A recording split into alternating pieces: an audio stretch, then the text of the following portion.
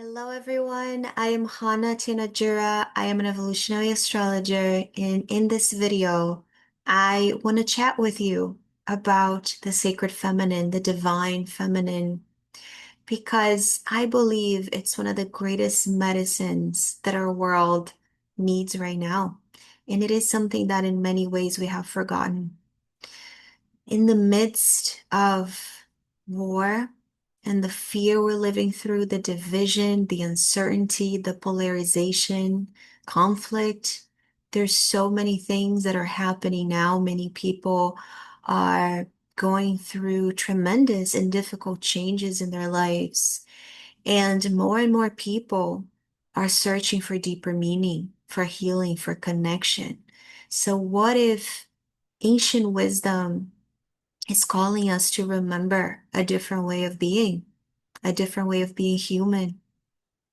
What if, in many ways, human beings are searching for something that can help us find our way back to ourselves and our way back to one another?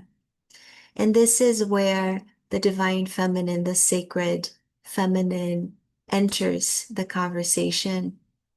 So I'm going to share some slides with you. Um, and I'd love to chat with you about this, about the sacred feminine. And just to clarify, when I speak about the divine feminine, I am not just speaking about women. This is so important. The divine feminine is not a gender.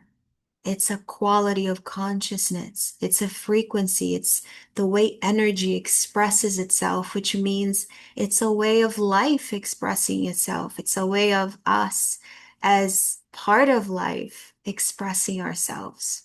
It's a way of being. It's a way of relating. It's a way of existing. It's the great mother. It's Sophia, the divine wisdom. It's the intelligence that nurtures life, that protects life, that heal, and ultimately that creates life. So the feminine, the divine feminine is receptive, but receptivity does not mean passivity. Receptivity is that profound capacity to include everything. It's the capacity to listen. It's the capacity to make room for what's been excluded, to welcome many voices, stories, experiences, perspectives that ultimately make up our human family and beyond. It's so beautiful. The divine feminine takes everything in, not to be overwhelmed by it, but to transform it through listening, through presence, through compassion, through wisdom, through love.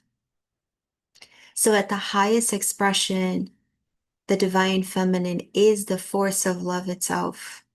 That's why she's the great mother. And it reminds us, it teaches us when we speak about a way of life, it's teaching us to true strength is not domination. True strength is care, is to be in our hearts. Truth strength is to listen. And the courage, many times, it's to keep our hearts open in the midst of difficulties. So it's that courage to remain open-hearted in a world that in many ways it encourages us to close our hearts. Oop. Now, the sacred feminine is not just one thing. It's not just nurturing. She's not just soft or maternal. The divine feminine expresses itself through many faces. The goddess has many faces. So there is the mother, there is the queen, there is the wise woman, there is the priestess, the healer, the creator, the strategist, and so many more. In each of these facets, each of these expressions carries a different facet of the sacred intelligence, the prima materia of the divine feminine. And if we look through the history of human beings, many, many cultures in the world understood these sacred principles through the language of the goddess. For thousands of years, we have so many stories and myths and rituals and temples and symbols that carry the teachings of the goddess, the fertility goddess, the one that gives life to through healing and leadership and devotion and fertility and wisdom and protection and ultimately of community.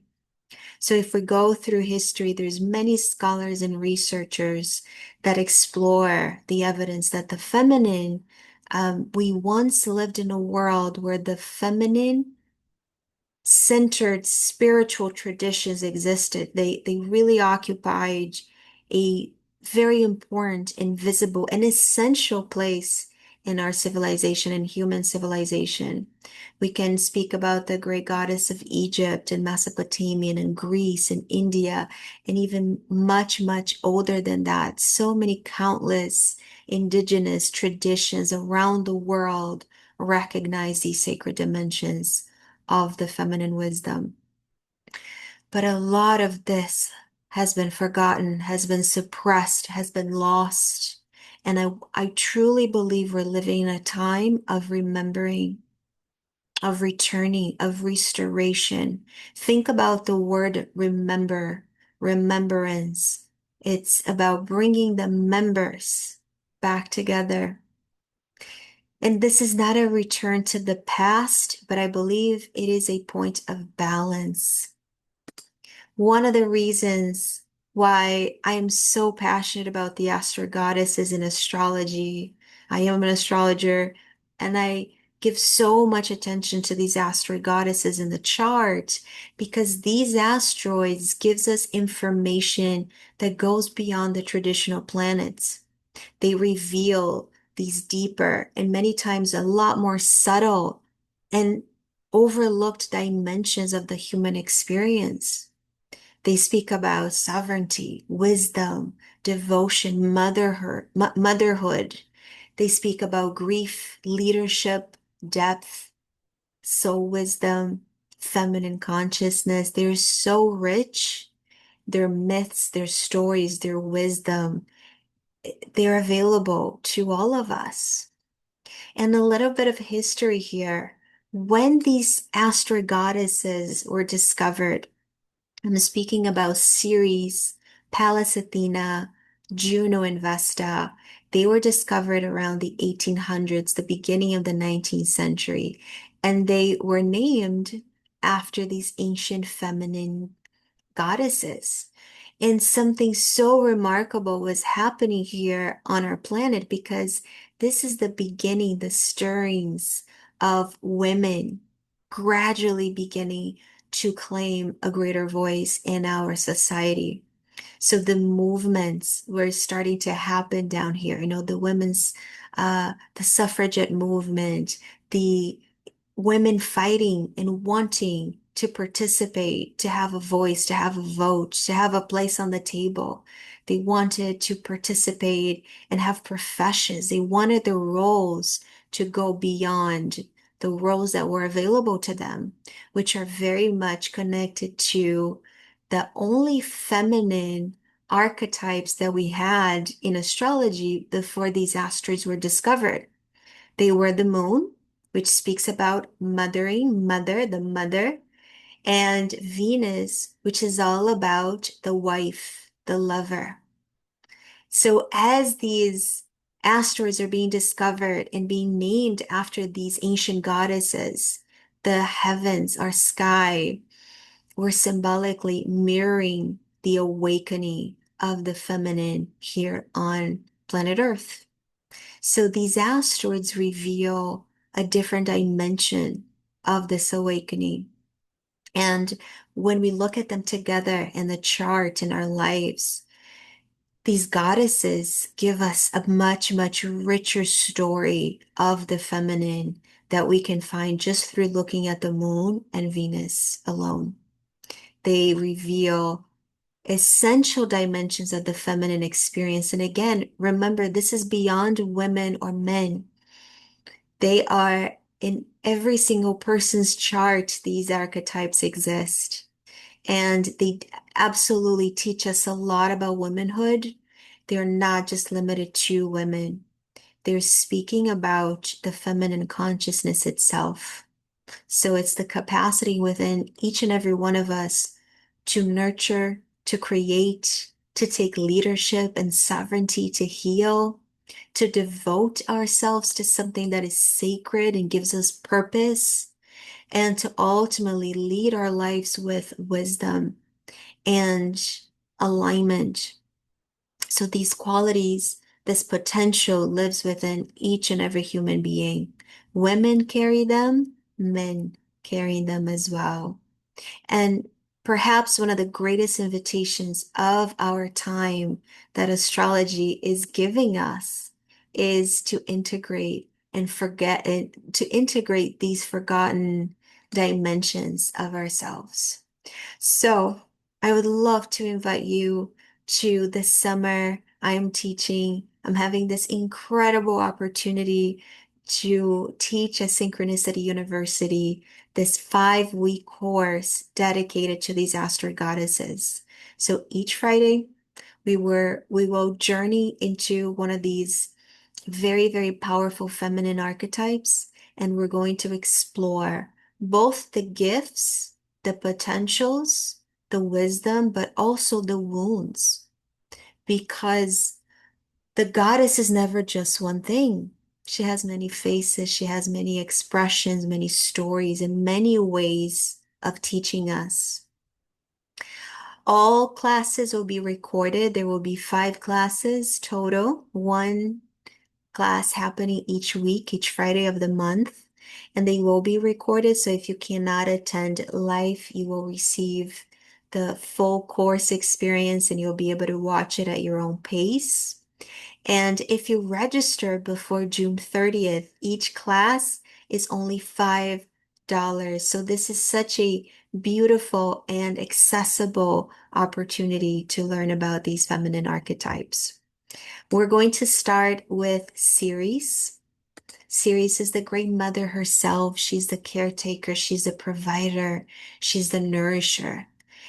And in our story, we're going to also speak about how we encounter in our lives grief, separation, loss.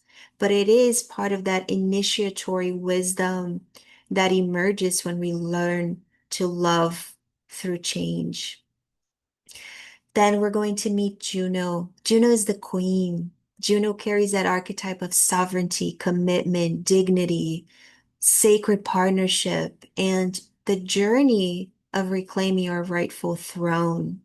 So this means Juno has everything to do with standing in our worth, to claim our voice, to hold our heads high, and to participate fully in life, and how that's completely and totally connected to our choices and partnerships and relationships. So Juno is essential when we're doing love, the astrology of love and relationship and synastry. So we have to go beyond Venus. We also have to look at Juno. The next class will be Pallas Athena. Pallas Athena is the goddess of wisdom and strategy and intelligence. She carries in your chart your brilliance, your genius, your capacity to think outside the box, to solve problems, to bring solutions. And Pallas Athena is also about war. How do we navigate life's challenges? But from that place of awareness and discernment and vision and wisdom. So she helps us understand the battles that we fight in our lives, but also the wisdom that we can gain from them. After the following class, we will explore Vesta. Vesta is the great priestess. She is the keeper of the sacred flame. So she reveals to us what we are meant to devote our lives to dedicate our spiritual flame to. So she's all about that sacred focus that each one of us carry, that fire within that gives us meaning and purpose.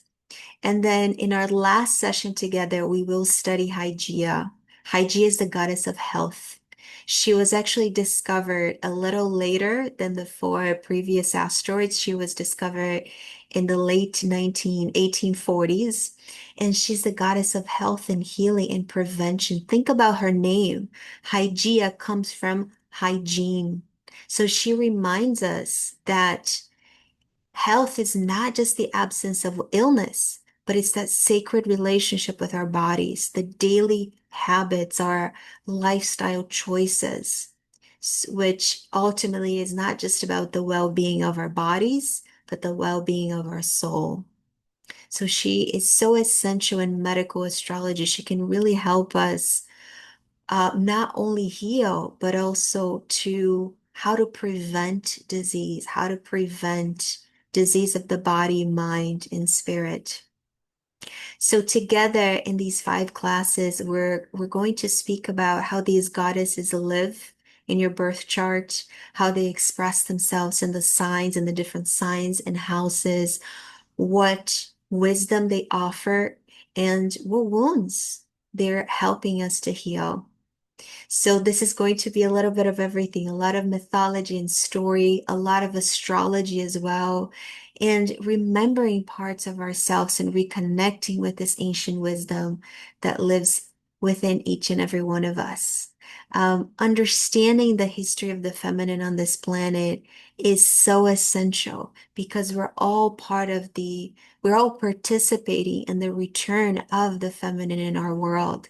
So the more we understand these deeper layers of ourself, the better decisions we can make, the better ways we can live our lives and embody this wisdom. So again, this course is not just for women. This is for men too and beyond, because the divine feminine belongs to all of us. These archetypes, they exist within every human being, regardless of gender.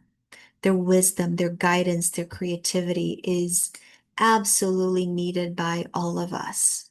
So if you feel called to join me in this journey, to step into the goddess temple, to remember and reawaken these energies within and to explore them through the lenses of astrology, I would love to have you with us. We're going to also bring these archetypes into practical life. So again, how to work with them in your charts, in your relationships, in your everyday experiences. But this course is not just about knowledge and interpretation. It's not just about bringing information through the mind, but it's also about the experience. We're going to do ritual, reflection, ceremony. We're going to move beyond just understanding these energies with the mind, but how do we begin to encounter them through our hearts? Again, every class will be recorded. If you register before June 30th, you will enjoy every class for only $5 a class.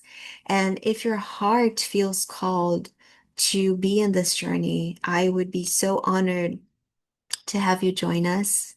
You can find the registration link in the comments below. And you'll also find more information if you visit the websites at Synchronicity University. You can just go to synchronicityuniversity.com. You will find all the information there. And together, I'm so excited to together listen to the voices of these ancient goddesses, to remember, to help each other remember, and to reclaim wisdom that has been waiting for us, that is available to all of us. And again, through understanding, through learning, through embodying, we are helping to bring the sacred feminine back into this world. I'd love to invite you and to welcome you into the sacred circle. And again, more information, just check the link below or go directly to synchronicityuniversity.com. Many, many thanks, many, many blessings. I hope to see you there and have a wonderful day.